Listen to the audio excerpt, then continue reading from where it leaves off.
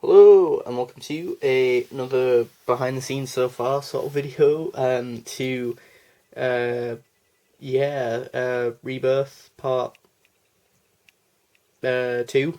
No, not Rebirth, sorry, that was weird. Antimatter part 2 even. Yeah, I want to say quite a few different things happened here and there. Yeah, I enjoyed doing that. It was pretty cool, pretty fun. What else? What else? Oh yeah, I used or kind of introduced, ironically, the new Jodie Whittaker 13th Doctor TARDIS box exterior. And then the funny thing is that, like, yeah, I just God, I just sort of yeeted it out of the story. So yeah, that's the thing. Yeah, so hopefully that was a cool shock and surprise reveal, as they say, sort of thing. That was funny. Partway through the story, my phone blinked, so that's, yeah, yay. Yay to that, I guess. What else?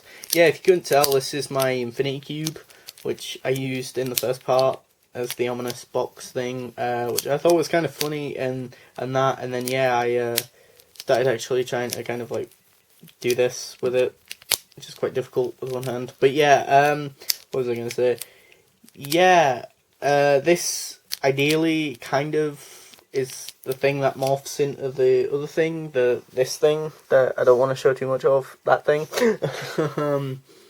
Yeah, so that's pretty cool. I forgot to as well, I was gonna do a reference to the Matrix and or Deadly Assassin, where he's like, I deny this reality as a computation of the Matrix. And then maybe, like, yeah, really pan out. Like, that'd have been pretty cool, that'd have been pretty funny. And that, but yeah. Yeah, I really wanted to develop Gwen's character, but to be fair, what is a little bit difficult for me, I'm not gonna lie, is the fact that with these figure adventures, they're so not few and far between, I don't think. I mean, this will be like the first one of 2020, which is quite scary, really, thinking about it, because we're already 3 months into 2020, I guess. Yeah, so, but yeah, so what I mean is, like, they're not few and far between, I don't think. I hope not, anyway. That's where I get a comment, or a load of people spamming me, being like, oh no, they are few and far between, when I release them. But the thing is, well, yeah, keeping it straight in my head whereabouts her character is, and that, and at the end of the day, I'm just having a bit of fun, and yeah, I don't know if the continuity or the character development and or arc is obviously going to be 110% with her character, or even the Doctor's, really. And if I didn't already say this in the previous behind the scenes so far to the first part, I'm very inspired. This episode for me is my own take and or mishmash of episodes, like sort of surreal episodes and episodes kind of like The Doctor's Wife, Scherzo, Can You Hear Me, what else? The Three Doctors, I mean, the title is very Three Doctors-esque, antimatter, not antimatter like the Fourth Doctor Adventure Series one, but more antimatter, even, like the sort of, the particles sort of thing, and that, or whatever it is, and that, yeah, sort of just that, because if you recall, if I'm not mistaken, with the Three Doctors, it's been quite a few years since I watched the episode, but if I'm not mistaken, Omega is in a dimension void of, like, our particles and our universe and that sort of thing.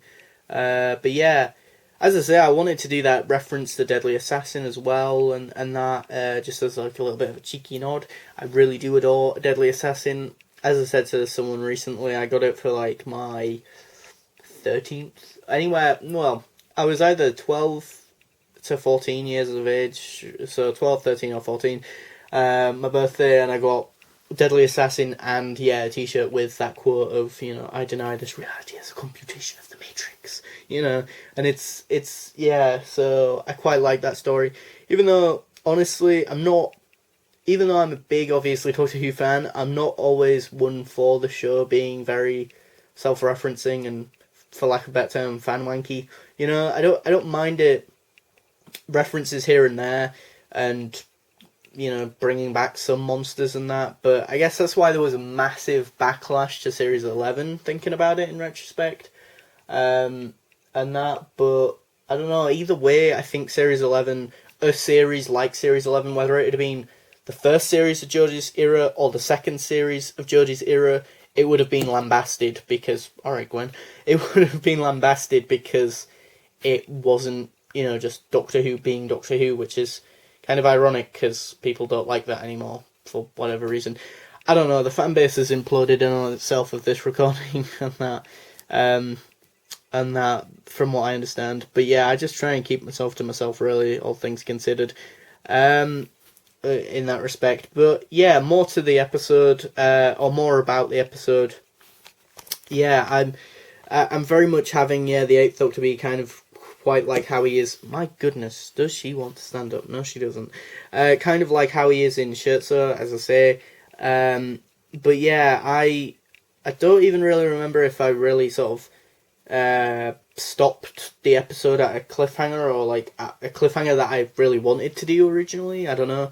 But yeah, and I think off the top of my head, I have written down like the list of like episodes for this series and how many parts each one is. And I think, if I'm not mistaken, this one might be a 5-part story. So I could be wrong on that. I'll check that when I've finished doing this, probably. But yeah, because Rebirth was a 4-part story. Then you had Man, which was a 5-part story. Then Witch of the Well, which was 4-part story. And then yeah, this as another 5-part story. So 5, 4, 5. Oh no, wait. 5, Rebirth 5, then 4-part story, then 5, then maybe a 4. I can't remember now. But yeah. So yeah, we're either sort of, yeah, I don't know. I mean, there is one cliffhanger that I do very much have a distinctive, like, I really want to do this as a cliffhanger, because I think it'd be, like, really, like, oh my god, sort of shock factor, I think, anyway. But, yeah, if I could, like, stick the landing, as they say, and that. But, yeah, hopefully people are intrigued and interested in this sort of story, this sort of setup I've got, and that, and the rest of the series. I mean, the Series 7 Part 2 trailer that I did quite a while back, that also has quite a few views, and yeah, people seem to have liked that, so that's awesome. What else? Yeah, I'm looking forward to where the series is going myself. I'm not even 100% sure where it's going, if I'm being completely honest. But yeah, what was I going to say? Yeah, I thought, I'll be honest, I thought to myself that it was quite cheeky that I sort of, as I say, I introduced this box in this episode, and or part, and then just like yeeted it away, so, you know, yeah.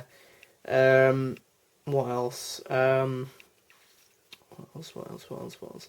Yeah, it's, this episode kind of reminds me a little bit of 42, and by that what I mean is the episode, really, it's like the first time in my series, really, with the 8th Doctor action figure, and, well, other than really maybe Rebirth, but then again he had just regenerated and that, so that makes sense that he would rely on someone quite a lot. But other than that, really, this is the first time this Doctor's being a lot more vulnerable, and all the Doctors being more vulnerable, and needing Gwen and that. And, yeah, whereas in the previous episodes, she's probably needed him a lot more. She's been a bit more, for lack of a better term, box standard, stereotypical sort of companion archetype, really. But yeah, hopefully they've both been very different characters, or not different characters, but hopefully in these 2 parts I've added to their characters, is what I'm getting at, you know, added to their characters and that, and you know, because I want to push their characters a bit more. I think, I'll be honest, with Doctor Who, maybe even any show, the best episodes for me is when you do push your characters against the wall, as it were, and really do test them, put them through their merit, as they say, or put them through their paces, as they say, to see why they are the way they are, or how things like that affect them. Like, how I said in the story, this will make a good story, implying that, or if they get out of this scenario, it'll make a good story. As in, like, let's be honest, I'm really trying to hammer home and or articulate as much as possible that this is quite an intense scenario for the two of them. But what was I going to say? But I'm just trying not to do the thing that I know one person does, which is show, or doesn't do, which is show, don't tell. I want to show and not tell, but I know in that moment, the example I just gave was saying and or not showing and not tell, but just telling, when actually that isn't what you should do with TV, and or even my figure adventures and just storytelling in general. You should show, don't tell. It should be clear visually and thematically, either in a video or book or comic book or video game or whatever form of media you're doing, that what your intent is, really, I guess, and that, but yeah, and on that weird, intense ramble, and no, I'm gonna leave before I have a mental breakdown. Thanks for watching, comment, rate, and subscribe. And also the mental breakdown thing was a joke. But yeah, bye. Fantastic. That couldn't have been timed better, really.